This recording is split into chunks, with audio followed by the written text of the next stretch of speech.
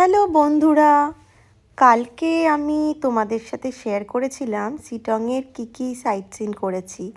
তো site scene শেষ হওয়ার পর তো আমরা হোমস্টেতে ফিরে এসেছিলাম।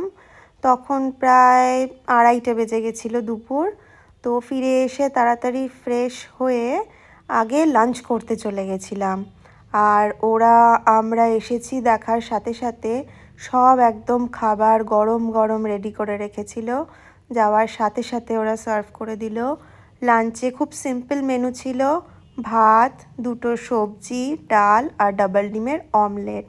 তো বেশ ভালোই ঠান্ডা ছিল ওখানে, ঠান্ডার মধ্যে এরকম গরম গরম খাবার খেয়ে খুবই ভালো লাগছিল। তারপরে ওপরে উঠে এসে আমাদের কটেজের সামনেই এমনি একটু ঘুরে বেড়াচ্ছিলাম। লাঞ্চের পর হোমস্টেতে এখানে ব্যালকনিতে ঘুরে বেড়াতে বেশ ভালোই লাগছিল, কারণ এখান থেকে ভিউটা এত সুন্দর। আর দেখো এখানে আই লাভ শিলং লেখা যেখানে, সেটাও দেখা যাচ্ছে। এটা একদম আমাদের হোমস্টে থেকে বেরিয়েই ডান দিকে ছিল। তো তারপরে একটু আমাদের কটেজের সামনে যে ব্যালকনিটা ছিল, প্রাইভেট ব্যালকনি যেটা আমাদের কটেজের সাথে, সেখানে একটু বসে গল্প করছিলাম, ভিউ দেখছিলাম। তো এরকমভাবেই সন্ধে হয়ে গেছিলো। তারপরে একটু রেস্ট নিচ্ছিলাম। আর কিছুক্ষণ বাদেই আমাদের রুমে ইভিনিং স্ন্যাক্স দিয়ে গেছিলো, গরম গরম ভেজিটেবল পকোড়া অ্যান্ড ব্ল্যাক টি।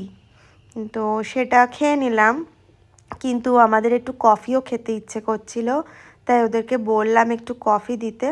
তো তারপরে বাইরে ব্যালকনিতে বসে কফি খাচ্ছিলাম, আর বেশ ঠান্ডাও লাগছিল, কারণ তখন তো সন্ধে হয়ে গেছে, প্রায় 6টা 6:30 বাজে।